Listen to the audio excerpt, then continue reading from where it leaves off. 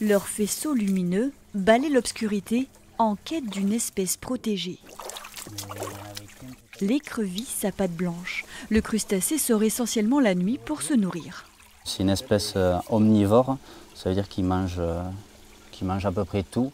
Et c'est un peu une nettoyeuse, si on peut dire ça, des cours d'eau. Elle va être capable de manger des petits macroinvertébrés, des petits poissons, les cadavres de poissons. Une là-bas, Ouais, à côté de la pierre.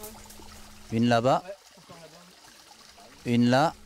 Évaluer la population de cette espèce en voie de disparition, voilà la mission que ce groupe est en train de remplir pour la Fédération de pêche du Tarn. L'idée, c'est d'avoir un état des lieux qui permette de mesurer les écarts, ne serait-ce que par rapport aux derniers recensements qui ont été effectués, même s'ils n'étaient pas comme cette fois-ci exhaustifs.